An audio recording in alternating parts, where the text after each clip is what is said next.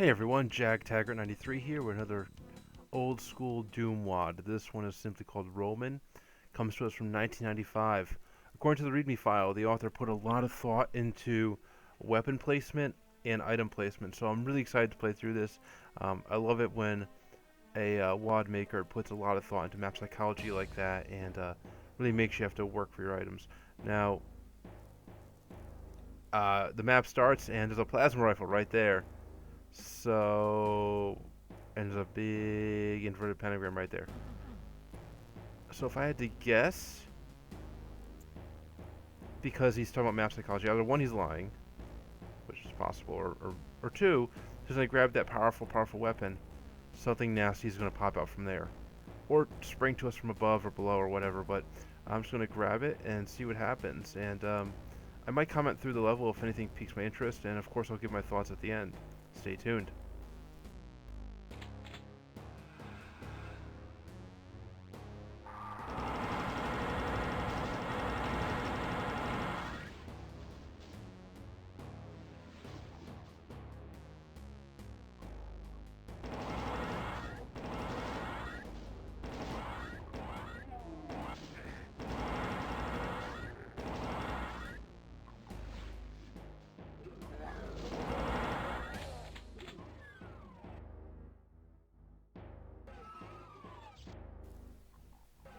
Alright, first impressions. We were right. When I grabbed that plasma rifle, there was a trap. However, instead of coming from that inverted pentagram, two revenants came out of the pool of tentacles and gore right there, actually. Really neat effect, actually. Oh, and then we got shit coming out of the walls here.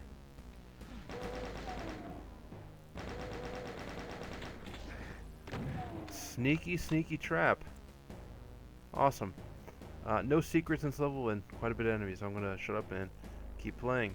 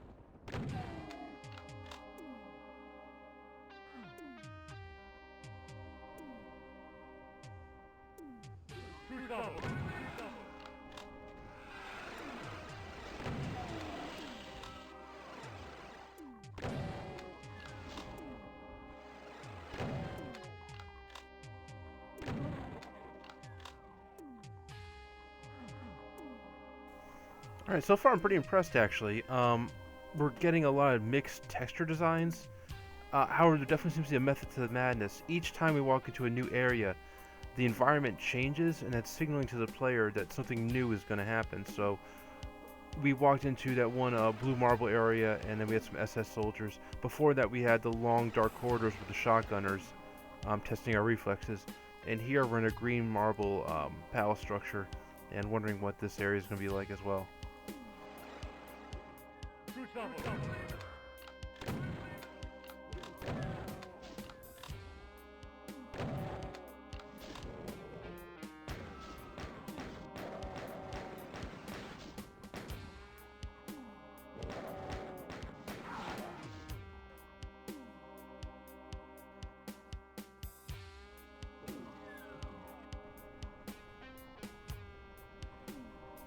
See, right, that this is keeping me on my toes. I knew when I grabbed the red key something was going to happen, and lo and behold, we're in the middle of a lift. Very good pacing.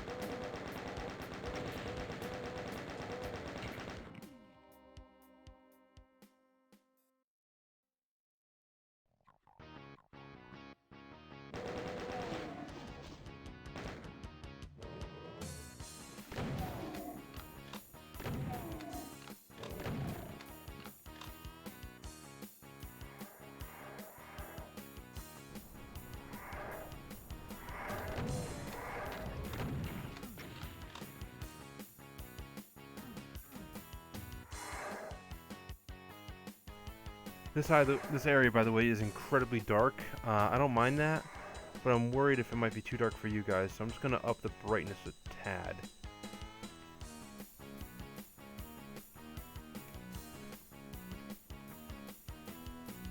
Alright.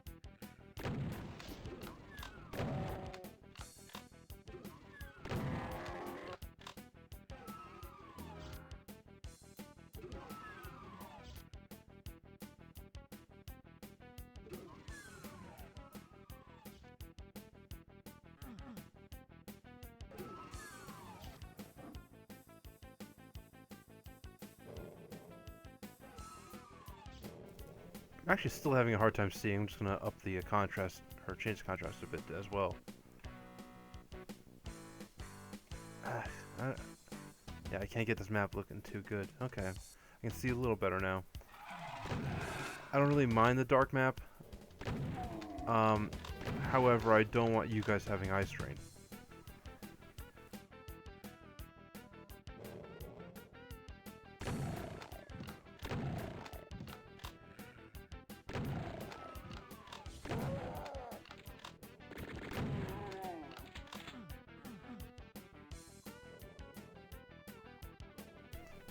Nice touch there, actually, as I was running really low on super shotgun and shells, and then right there, as if the map maker knew I'd be using a shotgun to clear this area of the pinkies and the chain gunners. Shells right there, they're filling back up to 20. Very nice planning.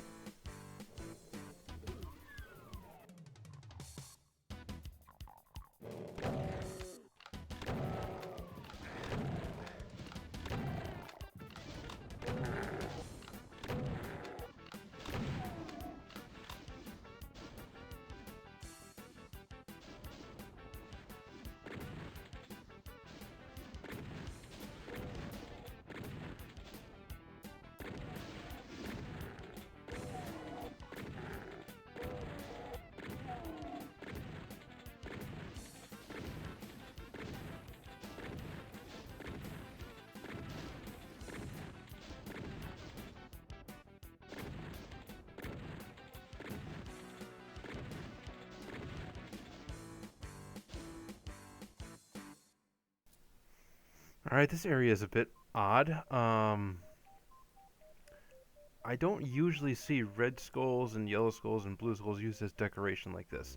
Usually it's marked to indicate something. Interesting.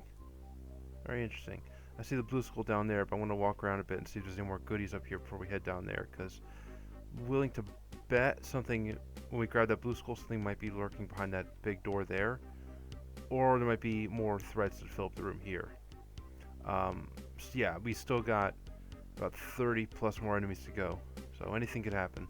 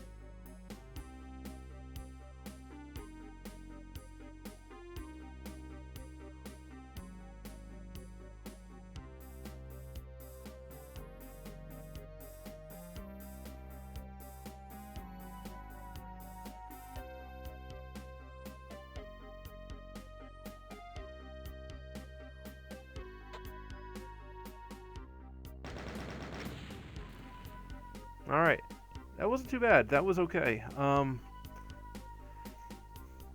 Very good technically, except for when it got really dark in the map. I didn't mind that. I understood the map maker did it on purpose to increase the difficulty, but I was worried it might be too dark for you guys, so I had to change the brightness settings. The encounter at the end, I was totally expecting a two-pronged ambush, some enemies behind me and some in front of me, but that didn't happen. Instead, we just got a bunch of enemies in front of me. And again, I knew I had to take out the archvile first, and I tried to do that. But yeah, this map wasn't too bad. The map maker said that he put a lot of thought into item placement, and I can see that in areas. But the end, though, was screaming for, you know, a spider mastermind or a cyberdemon encounter, and instead we just got a bunch of you know, tougher enemies, but nothing we couldn't handle. And again, they're all piled behind a little area, so we can just spray with the plasma rifle to our heart's content, and that's what we did. Not too hard. So because of the easy difficulty, and you know, I don't really like it when map makers, you know, want to make the difficulty higher by reducing the darkness. So for those two things, I'm going to give this a 6 out of 10. If it wasn't for those things, I probably would give it an 8. If it had a bit more of a climactic battle at the end, and if they didn't resort to using darkness to make it more challenging in the middle of the map. But and again, it didn't really make it all that more challenging. We were able to breeze through just fine, but I understood exactly what was going on there. And I hate when gameplay takes precedence before design. So I can tell that he wants to make the map darker, so it would be harder in that area where there's a, you know, a revenant and there's a few imps hiding in the darkness. But the issue is that I have is that area was open sky area. We weren't indoors; it was outdoors. So if you're outdoors, you should have plenty of lighting, unless it's pitch black night out. But he wasn't really using a night texture; he was kind of using that grimy brown texture. So I understand it being dark, but not that dark. I know I'm a sucker when it comes to theme and flavor in my maps, but yeah, 6 out of 10, which is not a bad score, pretty solid. By 1995 standards, a very, very good map, and I will say it's a worthwhile download. Alright, thank you all for watching. This is JagTagger93 signing out. Have a good one.